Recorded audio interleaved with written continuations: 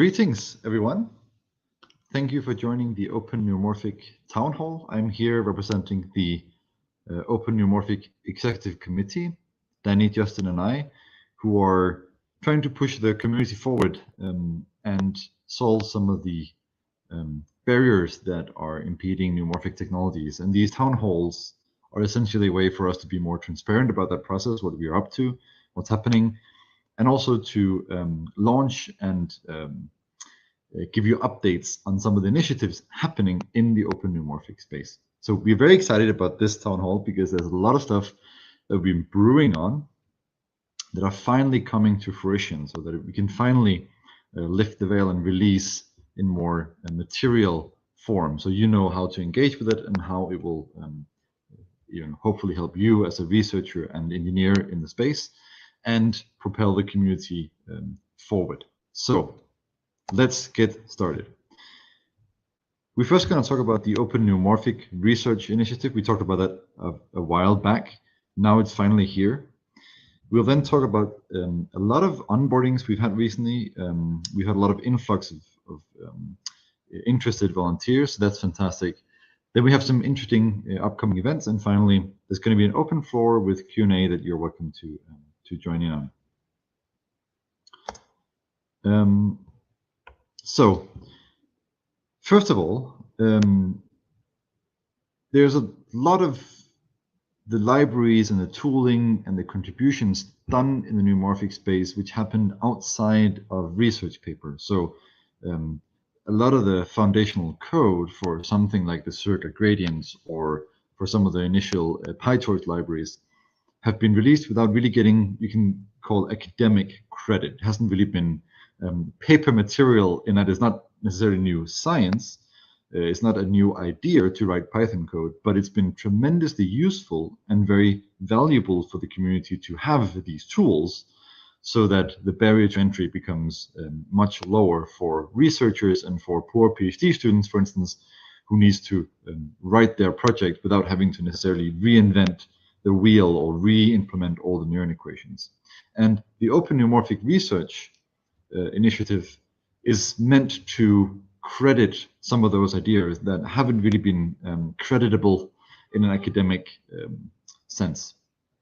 And we finally have the Open Neuromorphic Research Initiative live on the Open Review platform. Open Review is very commonly used as a huge venue for submitting research papers and research contributions to workshops and conferences and maybe even journals. And we've built up our own open neuromorphic research workflow. So we have a venue you can submit your work to. But the critical difference between conventional conferences and workshops is that the material you submit doesn't have to be papers. It can be Jupyter Notebook tutorials or libraries or documentation that you think should be credited. And the review process is similar to any other venue that we will have expert panels. We already have quite a few volunteer reviewers. Thank you so much for that. Keep them coming. We'd love more contributions. We would love more reviewers.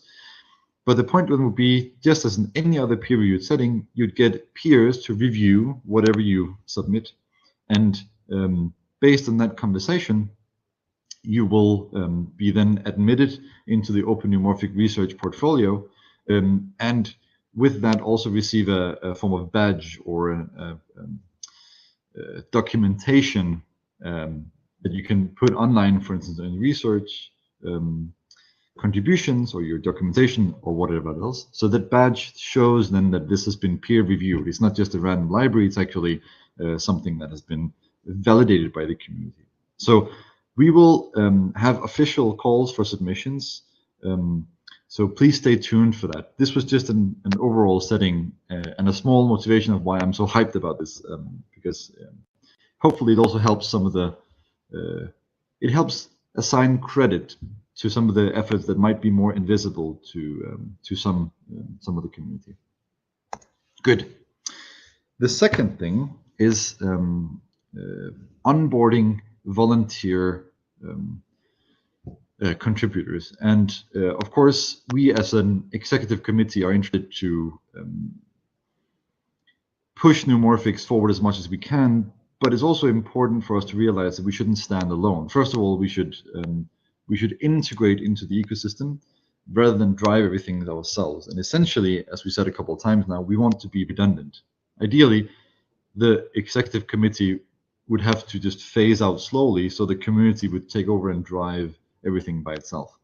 And onboarding volunteers is a big part of that process. So hopefully we will transfer some of the ownership, you can say, of all the resources on the website, of all the event handling, of all the community interaction to more members of the community. At the same time, it's important that we do it in a structured way, so we all speak the same language. Even though Open Neuromorphic is a community driven initiative, it's important that we have a common goal and we structure how we work towards that common goal. And a few of those volunteers that signed up has now been onboarded, and I'm excited to announce that we have a new events team. So huge welcome to Marcus, Liam, and Sundararaman. I hope I pronounced that fairly reasonably.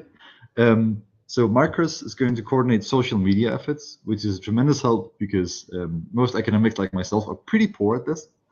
And Liam and Sundararaman, which I hope I'm pronouncing well, will do event coordination and help out with scheduling stuff like talks and student initiatives and hacking hours, and anything else that you might want to bring to the stage. We also have quite a few resources on the Open Neuromorphic website on hardware and software platforms. So according to my knowledge, there aren't really a lot of good places to go to read up what are available hardware and software platforms. When I'm a new researcher coming up to the field, like where do I orient myself? And that's the point of some of these hardware and software resources on the Open Neuromorphic platform.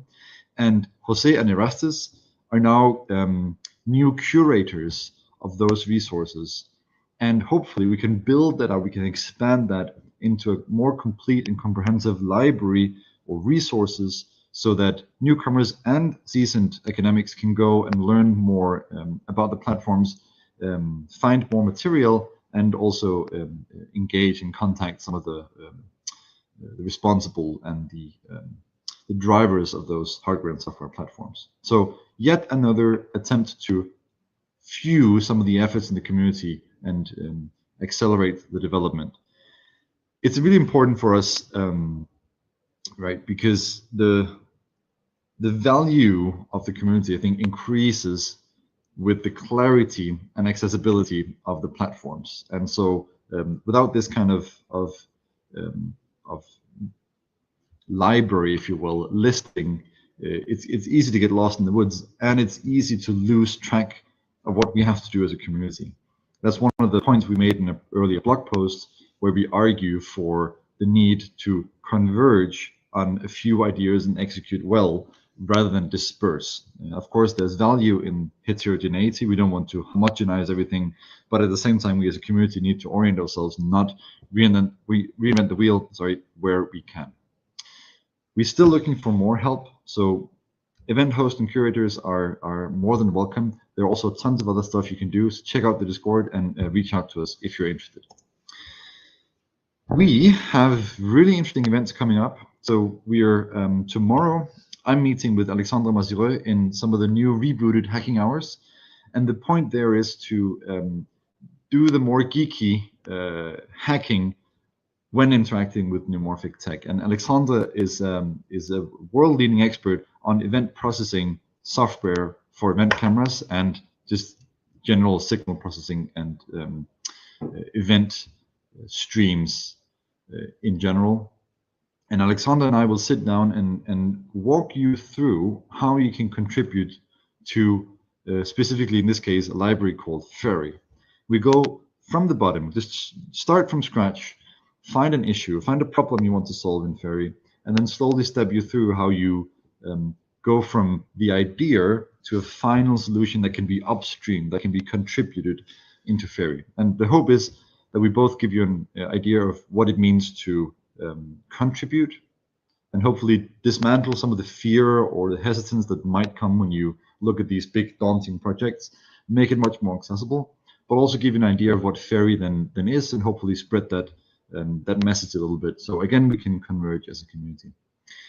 Chris Elias-Smith is not only a very important figure in the field, but also has a stake in a new neuromorphic chip, TSRP1, if I remember correctly, that he will be talking about in November, in the middle of November.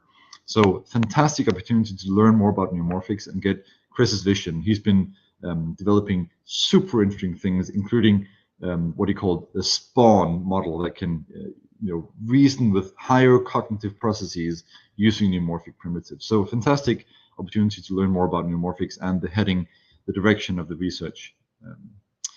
Michael Furlong is an expert on vector symbolic algebra and other really interesting things that has to do with control for not only neuromorphic but general vehicles and robots. And he'll be talking about the intersection between neuromorphics and control, including motivation for the vector symbolic algebra approach in November as well.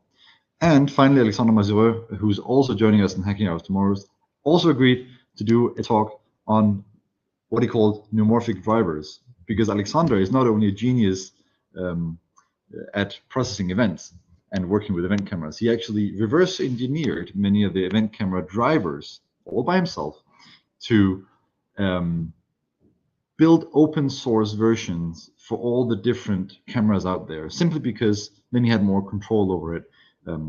And Alexandre is a world-leading expert in this, and put some of the cameras then in space. And in space, you need very reliable software, so it's good to have a full control on the stack. And since everything is open source, his expertise and efforts benefit us as a community, so it's very worthwhile listening to Alexandre and what he has to say about working with neuromorphic drivers and event cameras in general. Those are tons of very cool things.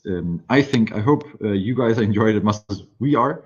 I'll open the floor for Q&A and just mention that you should check us out on Discord and chat with us. We're friendly human beings, but also please to engage, right? We're doing this by the community, for the community. And the hope is that, again, we can amass some critical thinking and critical mass to propel some of the neuromorphic technologies further together. Thank you so much for listening. Let me check if there are any questions.